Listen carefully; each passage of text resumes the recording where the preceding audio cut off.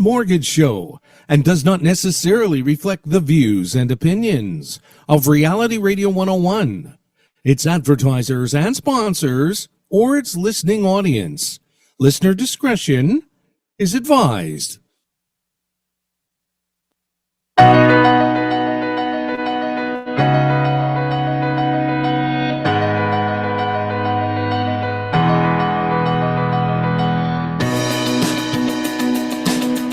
Good evening and welcome to Your Home, Your Money with your hosts, Randy, Jackie, Anthony, and Alex, right here on Reality Radio 101. To get on board, send us an email. Our email address is yourhomeyourmoney101@gmail.com.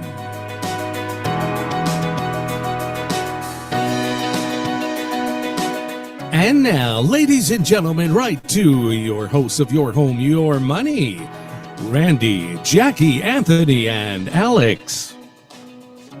Hello, y'all. Good. Hi, how are you? Well, we're all here. It's a big group of us this time. And we're just here trying to big up Alex now because he's new We don't need to big up Alex. Look at the size of Alex. He's pretty small. Look at compared his to me. bloody shoulders on this guy. Shoulders, yeah, they look small. Yeah, pretty small. Well, you want me to talk about your shoulders, Anthony? They've been carrying you for a long time, Jack. Okay, so you know what? Let's do the email and the YouTube, and then let's get into it. Yeah. Okay, so guys, we have Alex here. Alex is a professional podcaster. Is that what I would call you? Correct, yeah. Sorry, I don't want to get it all mixed up here. So, Alex, why don't you tell everybody what's exciting? Apparently, you've opened, like I don't know, you've opened a new studio. How about you tell everybody about you, your studio, and yeah. Can we do that in 1 second? Sorry, Alex. Oh, boy. Where to find us? Yes. All right, so ladies and gents, if you want to find us, you can head over to YouTube. Search for @YourTeamPros. You'll find us live and direct right now. You see all of our lovely faces here. You can also, you already listened to us on the radio, so stop right now. Get it together, lady. If you have any questions or concerns, send them to yourhomeyourmoney@gmail.com. Sorry. Your Home, Your Money 101, I believe, at gmail.com. It's okay. I've been missing for a minute. Anthony, Yes. we'll let it slide. You're busy, you've been doing a lot, and you're tired, and yeah. Yeah, and that just shows the professional podcaster just where we're at. Go ahead, take it. Well, thank you for having me first off. You know, it's a pleasure to be here. What we did is we partnered together and launched Wit Media Studios, a podcast studio here in Oshawa.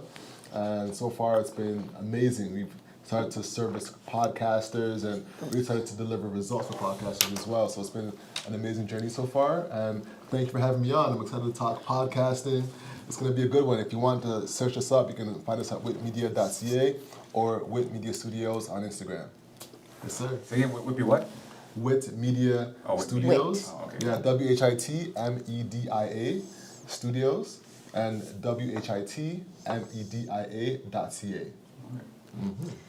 So, so Alex has been busy, and as you guys know, like he said, we partnered up with him, so it's the entire office is a podcast studio, really, but he did open a actual podcast studio, which is looking amazing so far, and has been quite busy, and it's open to everybody, guys, even realtors, even our competition. Come on in and, film your video, have a talk. Yeah, try to do better than us. It's open to everybody, guys, and you know what? I have to say, it's professional. Alex does videography himself. He also has a professional videographer working with him. It's pretty good. Honestly, actually. it's been amazing. Yeah. One thing that I'm really excited about is the content waterfall.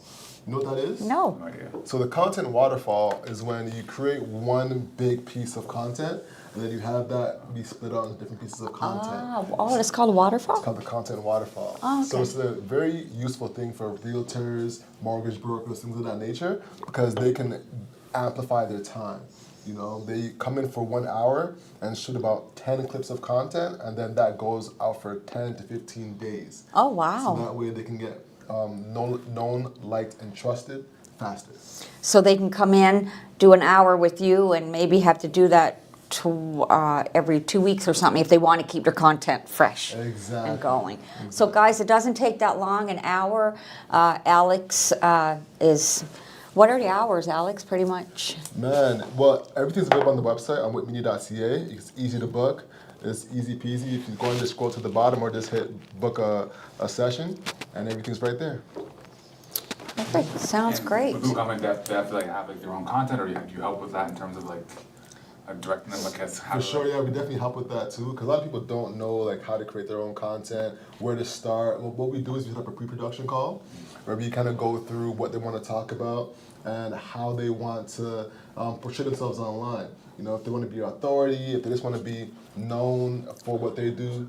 So yeah, we talk about that and then strategize on how we're gonna create that content. Wow, wow. So they get to get all that with you and book the studio. So book it's the not studio. only like they're coming in, you can be there to help them organize themselves and know what's Exactly. trending and everything. Exactly. Wow, yeah. okay, so that's amazing. Yeah, it's more than just booking a studio and going in and recording. You get like a consultative process to Wow. go with it too.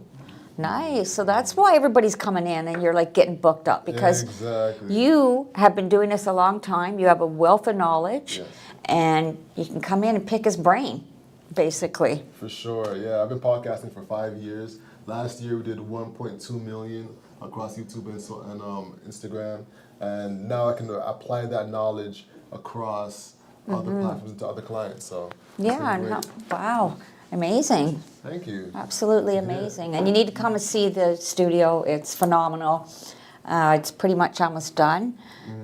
A few more little tweaks. Give me little that tweaks he's, here and there. but you know? it's looking good. A little bit of seasoning on there. Exactly. You don't, yeah, not white seasoning because we don't really season anything. You know, Yeah. some real seasoning. But you know, I gotta shout out to Randy though, because if it wasn't for Randy, this wouldn't have happened. You know. Ooh, thank So, you. most Making me definitely. feel good. You hear what he Ooh, said, yeah. hon? What? You hear what I he heard said? what he said. It's a good thing someone's telling you. Most definitely. But I want to hear about real estate. Like, this is my first time on the show. I'm really excited to jump into like what you guys have planned and learn about how you guys run the show. Like, I'm excited. Well, well, before we do that, we Helen I guess emailed in and says congrats, so congrats from Helen. Shout out to Ellen. And go ahead if you want, Fred, go on. no, I was just going to say, well, we're a very unprofessional crew here. It's bloopers When it and comes all. to podcasting. Bloopers and all come out. We're just ourselves. We're not here pretending whatever. We're us. We tell it the way it is. I love that. And I think maybe that's what's a little different with us than some other real estate shows is we have a little bit of fun and some knowledge and kick it back. I don't know. Yeah. Take out the LinkedIn voice. Yeah. Are you sure it's fun when you and Randy are going? Because sometimes Yeah. Oh, Anthony, you had to bring it up, didn't you? keeping it real, as you say. No, well, you've left me here with him by myself for like 3 weeks. Oh, trust me, I would have rather been here. I've been getting no sleep, trying to get this house all ready and done and making the wife happy. Ah, that's the key words right That's there. the mistake. Because look at this face. He don't That's- keep me happy. Look, that's what it looks You like. can't. You That's what can't it looks keep- like. You cannot make your wife happy. It's not possible. Don't even try. She needs to be happy on her own. You need to be happy on your own. And when you get together, you share happiness. I'm always happy. So when she's not happy, it has nothing to do with you. She'll blame it on you, but it is nothing. If she was with her sister, she'd be unhappy with her sister. If she's with her mother, she'd be unhappy with her mother. So don't do it. For your own sanity, men out there. This is the thing. Love your wife, but don't try to make her happy. It's not possible. She's going to be happy all on her own if that's what she chooses. And you're going to be sitting there trying to make her happy, and she can get even more upset at you. So leave that alone. Trust me, men won't really tell you this because they're afraid. But I'm just a brave one. First of all, I'm going to say one thing. Everybody knows what I have to deal with Randy. And You're y'all very know fortunate. that You're very he says fortunate. whatever he wants. And you all know that he's still sitting here, which means that I must be a darn good woman that I have not killed him yet and buried him somewhere. Yeah, that is a good thing. I'll be honest. There's actually a I lot like of people that actually say to me, Jackie, you're a saint. You are a saint. And it's funny because it's a joke when we Bernard. all get together and we're all like, oh yeah. I'm like, yeah, I'm going home with him. She left out part of what they say. You are a saint, Bernard. Oh, you're not funny. Guys, anyways, YouTube, go on and subscribe to us, please. Yeah, get us over 400. I want to hit that 400 mark. Come on. What are we at? Subscribers. We're at 392. But you know what I realized after all these years of doing a radio show? Radio people are radio people. Yeah. Yeah. They are strictly audio. They don't really flip over to, YouTube or if they do, they just don't want to see our It's ugly just faces. different. I don't know, but could be that. You're really missing out because seeing you guys' facial reactions. That's what I said. They need to see when I'm like really gonna strangle Riley. And she can't strangle me. My neck is too thick. if you go on. Okay, That's what's he's the just case. saying that because I said how wide Alex's shoulders was. Now he's talking about how big his neck Really? is. Oh, Huh? really? You Were think you I'm in butthurt? competition? He Were you has a butthurt? woman, eh? So you need No, to but chill. were you butthurt? I'm a little too old for She Alex. can't reach your neck. Yeah. Oh, that's true. She can't even reach it. Well, if she's on a chair, she can. Cheryl. Remember that story of the frying pan in your sleep? Look out. So Crazy Newfie. enough small talk. I'm done with them. Let's focus on something more important. What's going on with the marketplace right now? We had one email from beginning to it'll lead right now. Okay. From Brian, I believe. Brian? Yes, from Brian. He says, "Hey to the real estate people, are we giving up on real estate yet? The market still sucks for us poor folks." So I'm pretty sure you're going to talk about the numbers right now, right? So Did he say this sucks for who? the market still sucks for us poor folk. Poor folk. Okay. Yeah, I would agree.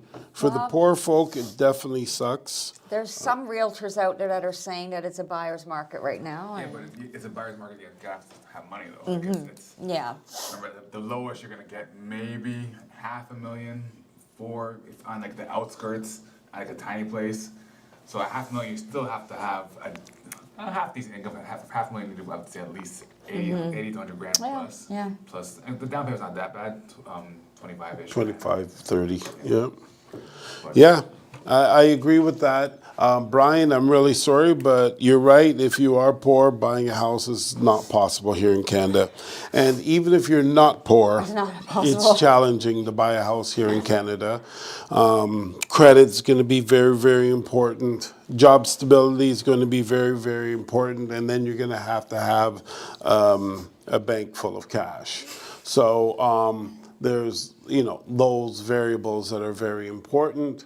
But in terms of the marketplace, if you are a seller, life is challenging. Typically right now, about 1 in 3, 1 in 4, 1 in 5, depending on which community you're in, homes are selling.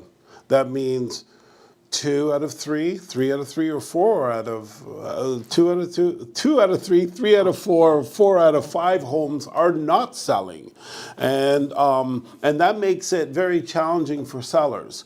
And typically speaking, a normal seller feels that their home has more value than it really does. And that's not abnormal. That's how I feel. That's how most people feel. And what happens is the closer you get to selling, the more you believe your property is worth. It's normal. However, in a marketplace where most people aren't selling, that's when you really need to buckle down and really get aggressive with your marketing value and price. Sales are down 27% versus last year. And to put that into perspective, 27% drop, of course, is like, basically out of 100 homes, 25 of those homes that sold last year, they're not selling this year. Only the other 75 did. So not as many homes are selling. That really is a problem. The reason it's a problem is because that means that inventory is stacking up. And so as inventory stacks up, more and more homes don't sell. And so when more and more homes aren't selling and sales are declining, that puts a huge downward pressure on pricing. So it really kind of comes all together for a good situation for buyers, not so good of a situation for sellers. And so if you're a seller, try to really zero in on what properties have sold for in the last 2 to 3 months. Please note that January was a good month, February was a decent month, and March it started to drop. Normally it goes January is not that great, February is getting okay, March is really, really good. But unfortunately this year, March went out is not doing very well. And as a matter of fact, February with 27% lower in sales didn't really perform that well either, but better than March, relatively speaking. The average price dropped 2.2%.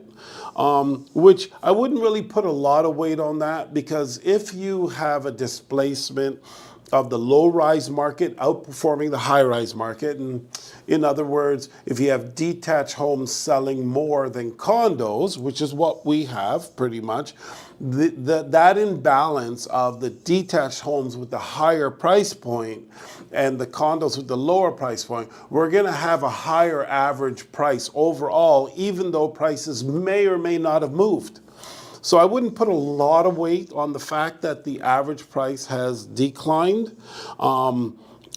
but the average price has declined. And so there is some consideration there. And 2.2% is actually a fair amount.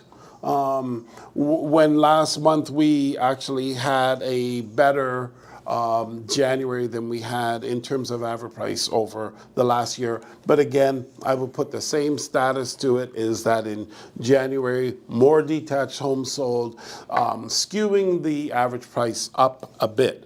Really what's happening with the market is on a slow decline. So homeowners, if you're thinking, oh, I want to sell, but I'm going to wait until May, well, you're probably in a better position to sell now than you are in May. In May, you're going to have to trim a little bit of money off of the value of the homes. And there's a good reason for that.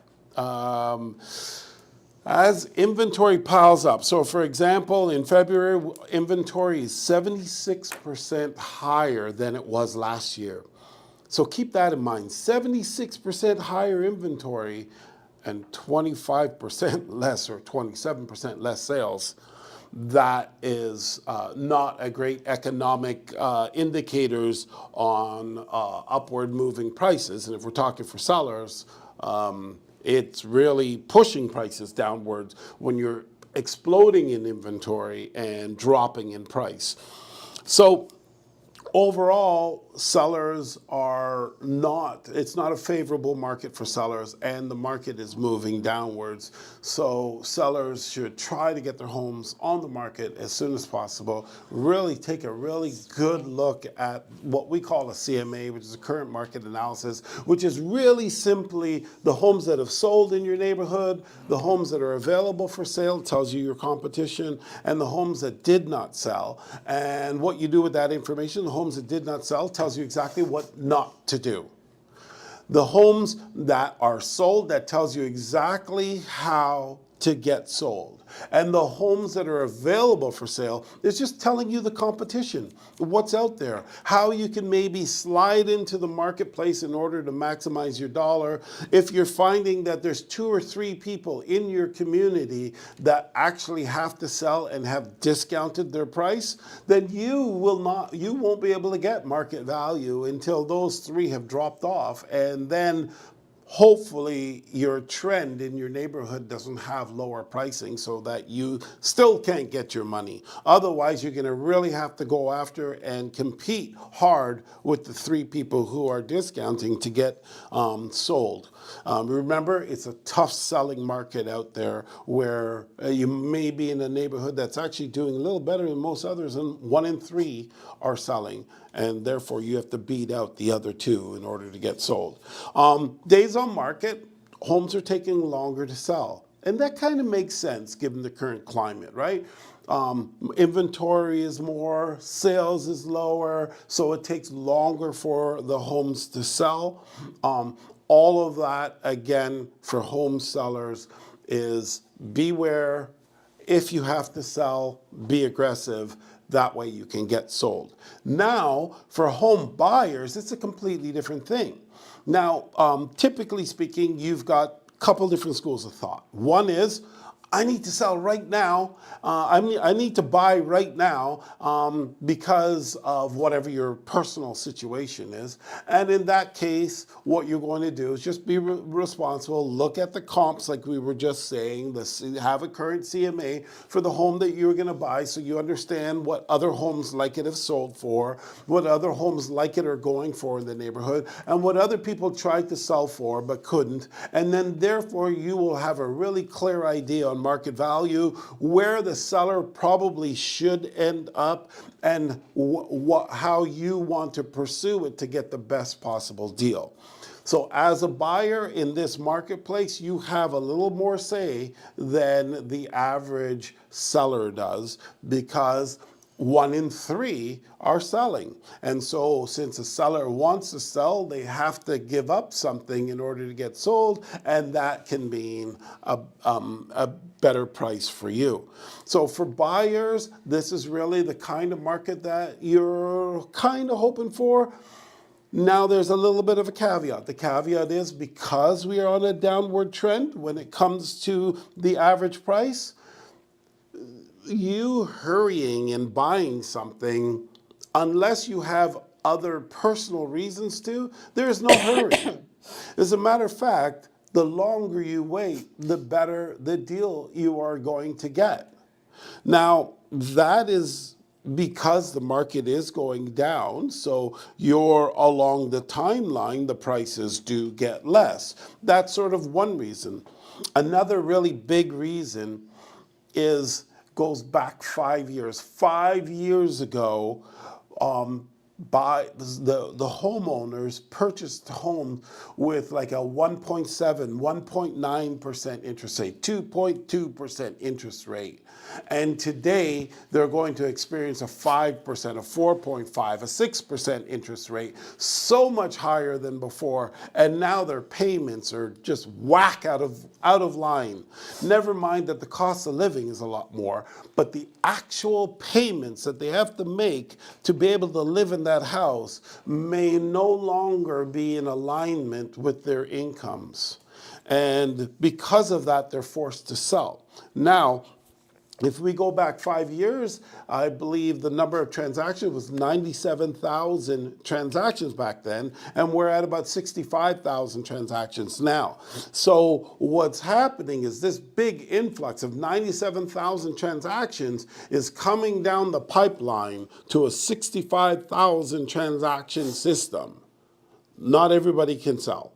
And not everybody's going to try to sell, but there's the people who are trying to sell now, plus this big influx of inventory which is coming to the market. What that's going to do is that's going to pile up inventory even more. Even though we're at a 76% increase in inventory, there's about 19,000 units on the Toronto Real Estate Board, it is going to become more, which means that buyers are going to have more choice, which means that sellers are going to sell. There's going to be less sellers selling at the rate of, instead of it being 1 in 3 or 1 in 4 or 1 in 5 or 1 in 6, it could be 1 in 8. And that means sellers are a little bit more desperate, which means a better price for buyers.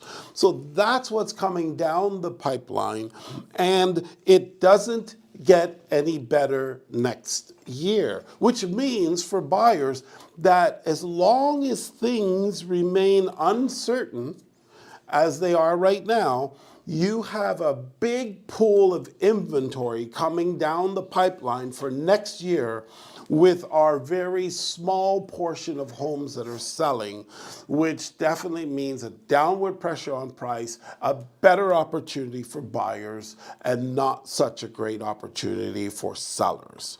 And that's really what we're looking at for the marketplace. So keep that in mind. Buyers that need to buy, go ahead, buy. It's a great time. You can't always buy at the bottom. Nobody really knows when the bottom is. The market could turn around. But there are things that are concerning that's going on right now, such as there's a tariff, possibly war coming up, where many dollars are going to change. Many things are going to change. And we may actually, instead of negotiating tariffs with the United States, we may actually go head-to-head war with them, which is going to complicate things for everyone. So we're going to see which way our government's going to go.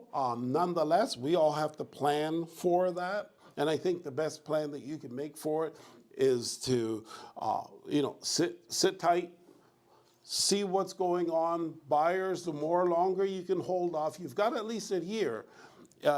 Take your time and buy. Prices are going to be going down anyways. The only reason that I would say, okay, go ahead and buy that one, is because it's an amazing deal currently on the market, and it's an amazing house, and it fits all of the criteria that you have for a house. And so then I would say, oh, okay, well, go ahead. But if you just buy and you say, well, I'm going to buy another home in 3 years, I said, no. That's a really bad idea. If you're buying now, you got to be buying long term, because real estate is truly a long-term investment. It's an investment that if you're looking in the 10-year or longer perspective, then you will be a winner almost no matter what the market does. Because when you buy a house, the bank forces you to pay off a portion of your principal, and so in 10 years you would have paid off 30%, and therefore, you're doing well. In 15 years, you may have paid off 50%, so therefore you own half of your house free and clear. And in 25 years, you paid off 100%, so now you don't even owe anything, and it didn't matter what the value of the house is because you've got a great savings, versus if you were renting that whole time, at the end of the 25 years, you got nothing, except for a whole bunch of rent increases in between. So that's the market. What's up, babes? Why the face? Why the face? Nothing. All right. We've got some emails that Anthony needs to do. This one came up a little while ago from Jane. So why do a real estate show? Things we're talking about no one having money. The majority of Canadians who make $75,000, 75 grand or less cannot afford a house. Let's talk sex. Who was that? That's from Jane. Jane, listen, call me after the show. I'd like to go through a qualification process. You will have to speak with my wife because I'll get a neat professional. No, do not bring your wife in on permission. That was like, yeah, no. What's the family income in Canada, Like the average income, you mean? I don't know. Look it up. Average family income. I don't know. But Jane, you ask why do real estate? Well, in the last week or so, how many deals did you do, babes? Actually, we won't even do that because it's not important. But 6.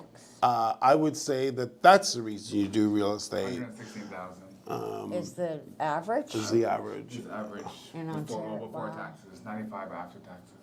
95? 95 is the average household income. But you know what? Jane? It's not about how it's not about how much money you make, it's how much money you keep and how You save. yeah. Jane. You can make 20,000 and have money in the bank, and you can make 100,000 and be dirt poor. So You know, like, I mean, I'm working with 2 people right now, and the guy, he makes good money. His wife, you know, she doesn't work a lot, and in over 6 years that they've been together, they've saved $120,000 in 6 years because he's determined to buy a home. And I don't think they make a lot of money like some people make, but yet they pay rent. It's not like they live at home with their parents. They pay rent. You know, they're on their own. They pay rent. But and I'm like, hats off to you. I said, you are. Do you have kids? No, but they're in their 30s. I said, hats off to you. I said, because you are in such a better position than most Canadians to buy a home. But now it's finding a home in their price range. Yeah, Which I did, and yeah, I'm not even going to talk about that. They put in a couple offers, haven't got one yet. No. But of course, they're liking the best deals on the market, and the best deals on the is market everybody. do sell. That's the way it is. But as a buyer, you have to be prepared to go through that process if you want the best deal. Don't be attached to the outcome. Not That's one only thing I would do say. you want the best deal, but so does almost everyone else looking for a home out there. So when the best deal's there, you got to be willing to act fast and pay for it. If you're looking for a huge discount on the best deal, what happens is other people jump in and pick it up before you get to. It's just the way it is, but that's okay too. You're still trying a thing, and you do that for a while until you realize the best deal is the best deal. Grab it. Jane, what I would say is, why would people, why would you go through and fight to try to save and not, go out to restaurants or not drive a fancy car or all of these kind of things? Why would you do that? Because, Jane, driving a fancy car or going out to a restaurant and eating, your money is gone. When you buy a house, what's special about it is over time, Jane, the value of that home increases over time. You know why?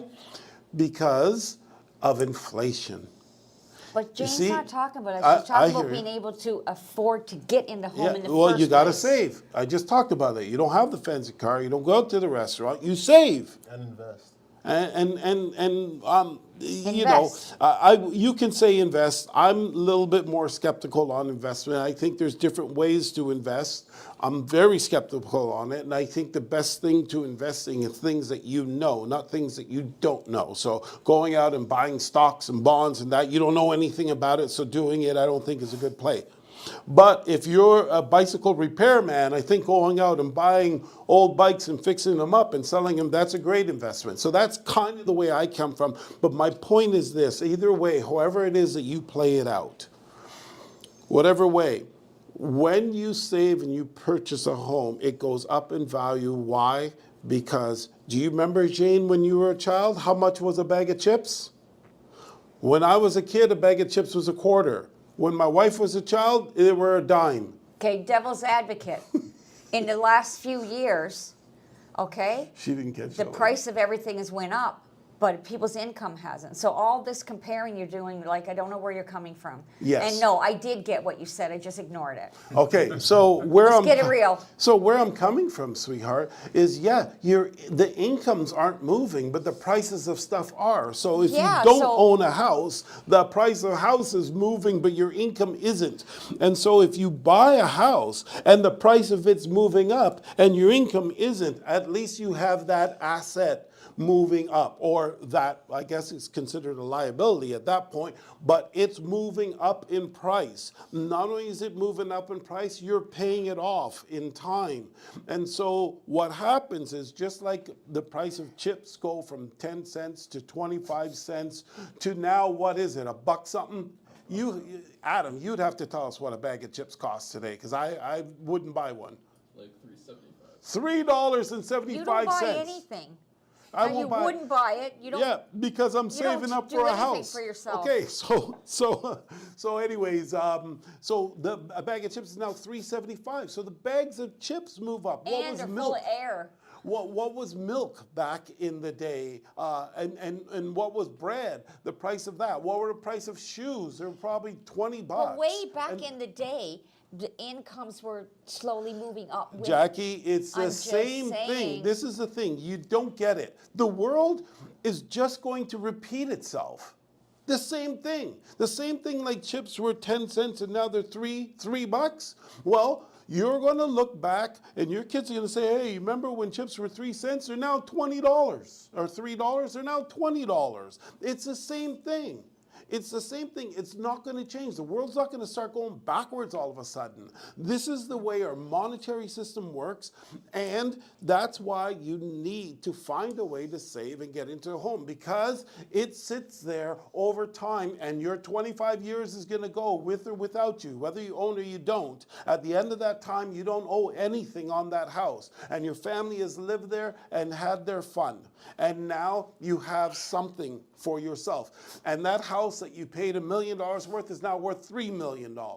And that's how it works. It goes up in price and you pay it off. And that's how it works. There's nothing new to this. Just look back in history, and what has happened from 25 years ago to now is what is probably going to have happen in the next 25 years.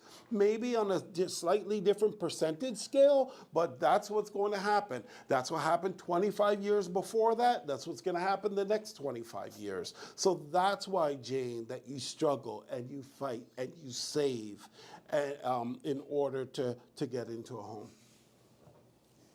Anything more you want to say, Jack? Huh? I didn't think so. No, Anthony's got a slew of emails there telling you to be Slew of quiet. emails, then let's do some buzz. Oh, this one from Lisa.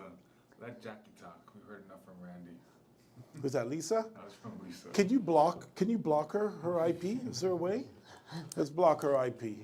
She's not welcome. As a matter of fact, you can block from the email, can't you? So she doesn't.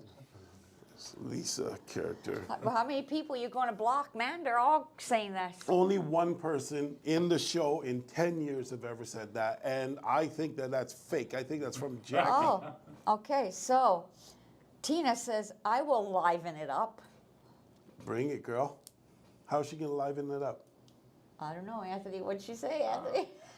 My truck driver client was such a pain. Kept saying he wanted a house with long hallways. Hauling the load, long hallways. Always. You telling me you guys didn't get that? And you're men? It's not And funny. like You gotta come better than that one. Yeah, I think so. no, I got it right away. Yeah. I like problem You hallways. I'm good. A trucker. Anywho, my small little buzz I got was Oh, hold on. Somebody said, hey, Anthony. it's just more about me being anti whatever. From who's this from? Cindy, I think. Hey Yeah. Anthony, are you happy that Carney is new PM for now? I couldn't care any less. I'm not into politics. I truly don't care. I care. But I'm gonna leave it alone. I just sound. I'm very depressed about it, actually. See, that's what I'm good. I care about it too. I figure the best thing that we can do, because it looks like Ontario is shifting back into a Liberal PM. So the best thing that we can do. That's what everybody's I saying. mean, didn't think this won. Didn't he just win? What's his face? Carney. Prime Minister. I thought about that. Yeah, Okay. so it looks like Ontario, and Ontario really decides what's going to I happen. heard it's like a 3%, like within the thing of whatever, it's like within 3% from what I read. Yeah, but they didn't have a chance before. Yeah, that's when he goes. Yeah, That's why he left. And and it's working. And if we end up getting a Liberal PM again, then what we're saying and Ontario's the one that's making this choice, it's so sad. What we're really saying is that we don't mind our government spending and buying all kinds of silliness that our children have to pay for, and basically bankrupting our country because they want to give away free things, because Ontarians want free things, free dental, free this, free that, and with very little care in how we pay for it. Nobody really cares, and it's really unfortunate. It's so sad, really, honestly. But nonetheless, that's the way it is. So what we need to do now is just sort of, I feel, we need to just give that up. Let God, let it happen, right? Whatever is going to happen, we got to get our nose to, what do you call that? You get your nose to what? The ground, isn't it? To the ground is it, and we just need to hustle. We just need to get out there and understand what's going on and work with it. We're going to run into tariffs. We're going to possibly run into a tariff war, and on the ground we can be moaning about it and complaining about what our government's doing and all that stuff, but it's not going to help. We need to really put our heads down and work hard, because the middle class is now lower class, and the upper middle class is now lower middle class. And if we're not really hustling to do more for our families, we're going to be left behind, and our families are going to be left behind. So we've got to think on another level now and not have our government pull us down. And maybe one day, I have a dream that maybe one day, Oh, man. Adrian! Adrian, that maybe one day we will get a responsible government that doesn't want to spend, and even break Not in down our government time. and make it small and stop the spending. But we'll see. That we shall. I'll do. All right, so my little buzz, as I was saying before I was interrupted by Randy, was about I guess the rate cuts and how that may or may not affect your mortgage. We've talked about this before, but I guess the main thing what's happening now is that yes, as rates cuts go down, if you have a variable rate mortgage, you're happy, but the majority of Canadians don't have that, especially with what's gone on the last few years. A lot of people are scared of the variable rate because of it basically almost bankrupted a whole bunch of people. But the unfortunate thing is now, even though so we talked about this before, where the bank rate has nothing to do with your fixed rate. That's more the bond yields, is it right? Yep. Right. And the lowering of these rates is actually affecting the bond yields, making them worse for the fixed rates, which are again most people want the fixed rate. So if you're looking for your house, those rates at which you're of that mortgage that you're probably going to get are going up. So even though, as you said, prices might be coming down, what you're paying is probably might be going up. Right? Yeah. Because as the rates go up a little bit, that mortgage price you're paying can jump really, really fast, right? So, again, unless you're one of those brave people who are going to go for that variable rate, you're going to be in for a little bit of a price sticker shock if you are looking. So it's unfortunate bad news, but it's just something to be aware of as you're hearing about these rate cuts. That don't think, it's helped me, because again, unless you're one of those, I think 20% of people who kind of go for that rate, it's not really helping you in this moment. Yeah, so the reason why you're hearing the Bank of Canada make an announcement bringing down the rates, so you think that interest rates are coming down, but as Anthony said, that's called the variable rate. That's the rate that bankrupted a lot of people, the variable rate. So people are afraid of it. Why? Because the difference between the variable rate and the fixed rate, the variable rate fluctuates. And so if it fluctuates up, now you can't afford your home, now you're bankrupt. So that's why people take a fixed rate, which is not affected by the Bank of Canada announcements. Okay, so there's been 7 rate cuts. How many of them have been fixed? How many have been variable? They're all variable. So there you go. So how many people out there are feeling that they're helped by these rate cuts? You know what? I will tell They you. do convince people to go out and start spending their money, though. The people who go right now with the Bank of Canada fixed rate are wealthy, educated people, typically. And the reason being is because, one, they have the money to work with the fluctuations, and two, You said fixed rate, you meant the variable rate. the fixed.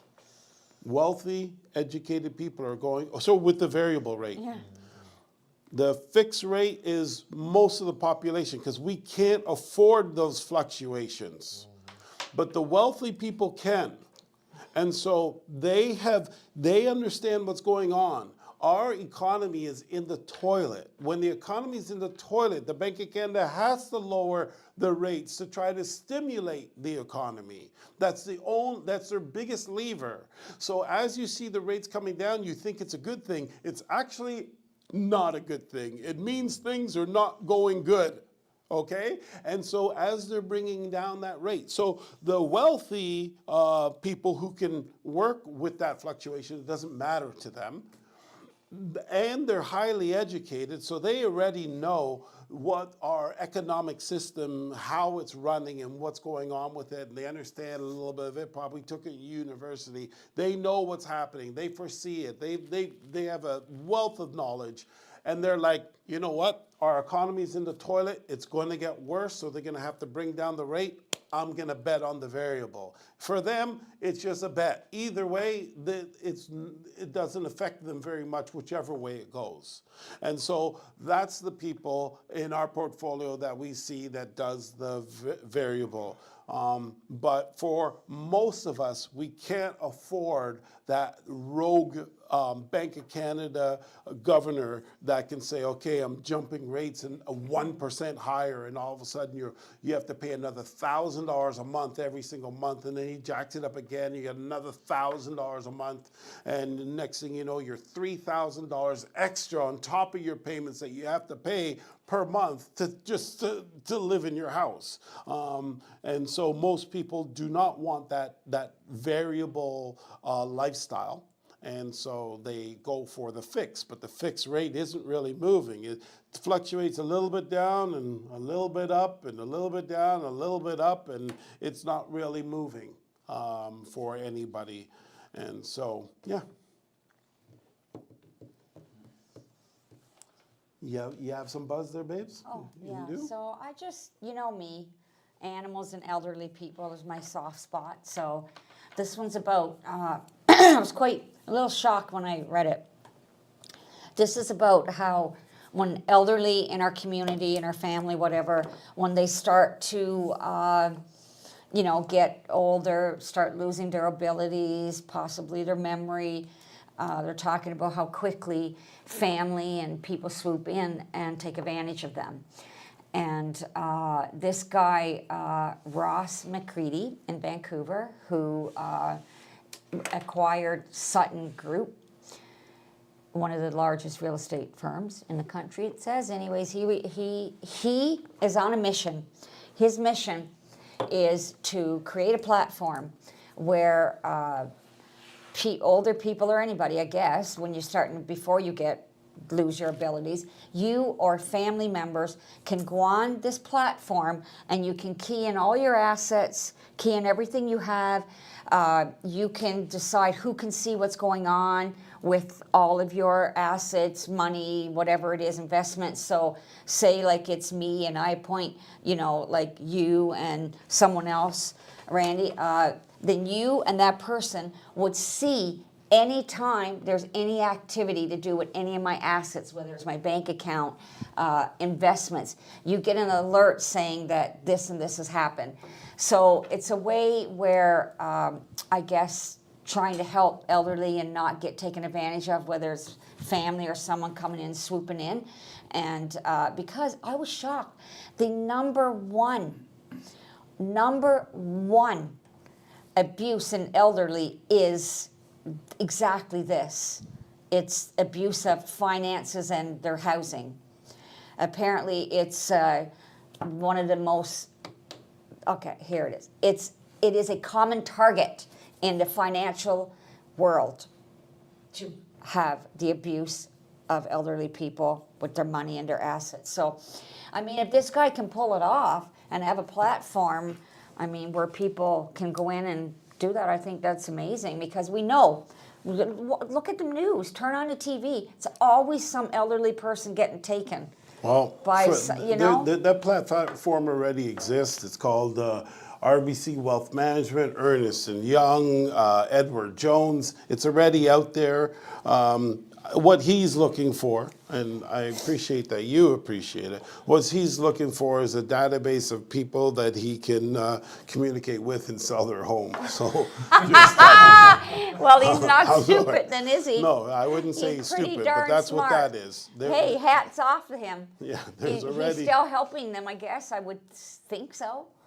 I don't know. In a way, I guess he's abusing his It dep- system too. Yeah, it depends how secure his system is, right? Hackers can hack just about anything, and anyways. So I thought it was interesting. it is interesting. He would have got you. He would have got you as one of the clients. It's all good. So let's go back to our guest. Since we've exhausted real estate. We haven't really exhausted, but I don't want to do a soliloquy and close it out. We're going to let you do some talking. I have a little bit of buzz if you want to talk about Yeah, it. yeah, bring it, bring man, it. bring it. Yeah. Cadillac Fairview loaned Hudson Bay $200 million in 2023 to keep it afloat as anchor tenant. Yes, I read that That's earlier. nice. Or the mall lent. Yeah, well, Cadillac Cadillac is one of the Fairview. richest organizations on the go. Exactly. Who? Eaton's or who? Bay, the The who's ones closing. that own a lot of they own them all. Hudson Bay, who is closing. Yep. Yeah. Cadillac Fairview bailed them out 2 years ago. For $200 million. You know, they're a big store, they're a big company, and now you got everybody ordering stuff online. It's that's what's killing it. That's what I think. They didn't complete. They did not compete properly with the Amazons of the world, with the other individual boutiques. They didn't properly compete and invite people to their stores. Only time people are in the Bay right now is to walk through it to get to the mall. That's true. Yeah. So you know what? I think that they really just retail's my thing. You know, commercial real estate's y'all's. I care if I have a retail background, and one thing that really bothers me is just like there was no real way for young people to interact with the Bay. It felt like they had just left young people out of the loop and just said, we'll stick to our generation and leave it there. So it's really sad because there's a lot of designers that would love to be in the Bay. They could have done like pop-up shops and things of that nature to get more people involved. And I felt like they just dropped the ball and said, hey. You know what? It's funny that you say that, Alex, because sometimes when like a year ago, not so much now because now my daughters buy everything online, but before when they were looking for a dress to go somewhere, I was like, oh, the Bay has great stuff. They have designer stuff. They have all levels, right? Yeah. And they're like, the Bay. Exactly. I can't. It's almost like, what's the Bay? Like, I don't think I've been in that store since I've been buying it for myself, like ever. really? Yeah, like I probably, like I said, I've walked through it to get from the parking lot to the other stores, but I don't think I've ever like gone. I'm not a shopper really, anyways. But Exactly. So And what?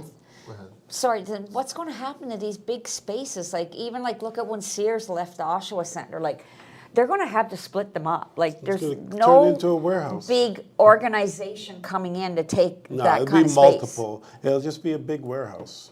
Like they'll have there's the one- Stitches there's the one- warehouse in there. They'll have Oh, Sporting International Life? warehouse in Oh my there. gosh. They'll just have a bunch of warehouses. Yikes. That's what I think is going to happen. Yikes. I don't know. See that big box store is sort of fading. other than Walmart, it's not a thing. Walmart They're not big box. They're in a mall. Big box is free. Thing, Nah, I don't know. I always a think big of it that way. department Like, they store. have like the size of a big box, almost. It's like, I get what you're saying. Like Macy's is struggling. Zellers was not as long as it. Target's struggling a lot because of the DEI Yeah, stuff. I heard You're that. right. The big box companies Target in the are US, struggling. Target in the U.S. Yeah. Target's longer. Yeah. Well, why is the DEI making them struggle? Because they were pro DEI.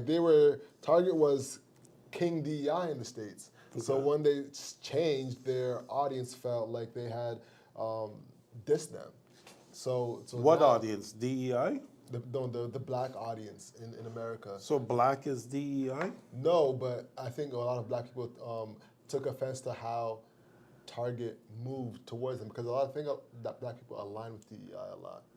So and then they moved to where? Away from DEI. To where? What? Who knows? Well, DEI isn't a place. No, I mean, but It's a they would have wanted to movement? Is it move a to that movement, or, like, philosophy. what is it? Where would they go to? That's what I'm thinking. so- Because Well, the government is enforcing businesses to no longer enforce DEI. So the American government, yeah. the American government, exactly. And Yeah, we're they're talking going more American equity. government. Exactly. So of course, DI is diversity, equity, and inclusion, and accessibility, DEI&A. And Target was a big proponent of that, and they had specific programs that were aligning with diversity, equity, and inclusion. And a lot of black people were shopping at Target and were putting their dollars towards Target for that reason. So once they said that, hey, we are no longer having DEI programs, having all of the businesses that were in our stores because of DEI programs, the audience said, all right, we'll take our dollars away. And now they're investing and putting the dollars somewhere else. Right now, Costco is doing numbers in the States because people are boycotting Target. But is Costco doing DEI? Yes. Okay. Yeah. So what do you think will happen to the Bay to wrap up the I'm buzz? surprised it's still there. I thought I think they're closing. I think they're starting to liquidate. Yeah. I guess you know what I think needs to happen. A lot of our malls don't have proper third places anymore.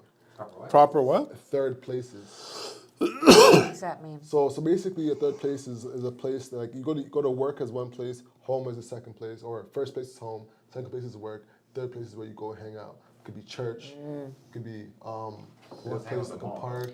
Pardon me? Who wants to hang out Only with the mall? kids. Kids used to love hanging out Oh, yeah, at the mall kids, yeah. at one point, but now You want to get together. you want to get together and go do something, right? I never let my kids hang out in the mall, but that was me.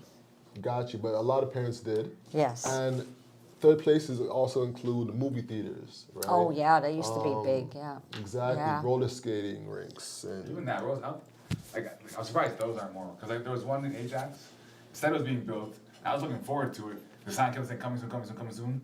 Now the whole place is demolished now. But like, Oh, wow, really? Still coming soon. no, the whole strip mall was demolished. It was one part of it, but the whole, I think the building took condos over there. Hey, didn't they open a rollerblade or a The roller Oshawa Center. skating place at the Oshawa Center? Oh, so. yeah, it is, isn't it? I've never seen Inside, right? In there, yeah. I've never seen it either, because if I go, I'd probably be on my head. I'm rollerblades since I was like it. 13. They give you a helmet. But you know what? At Bowmanville Mall, there was a Target there that left, and they brought in a go-kart spot Oh, in there. Bowmanville? And- Bowmanville, Yeah, yeah. I know the person who owns that place, yeah. Yeah. And the corporate It's called, what's it called? It starts with a Z. I can't remember off the top of my head. yeah. So I think that's gonna be the next thing, where they're gonna have the go-karts, the places to do stuff, the bowling alleys. Actually, So now that you Woodbine- say that, Alex, like those spaces could hold all of that stuff, those Yeah. big shops that are going down in the malls, right? They got second So they level. You open can, up an amusement park. why not? Look at West Edmonton Mall. Yeah. Do you know how many How people? well is that doing? What about Woodbine? Woodbine is another I don't one. know. How well All I that know doing? is West Edmonton Mall is a destination. You don't go there for. Is anybody shopping. going there? But anytime you go there, it's very busy. I don't Yeah, know. it used to be. You I know don't know what? now. I don't know now 'Cause either. a Well, you lot of just said people are- used to be, so you must Got know. 1 minute, people. Oh, I Oh, was 1 just gonna minute. start Are we out something. of time? Yes. Oh, shoot. Okay. Darn, that was fast. That was good. All right, ladies and gents, thanks for being with us again. As also, if you want to send us an email, send it to yourhomeyourmoney101@gmail.com. Sign up go to YouTube at Your Team Pros. And as always, it's been your home, your money, and our lives on realradio101.com. Have a great rest of your week. Bye for Bye now. for now, guys. Bye-bye. Thanks again. Thank you for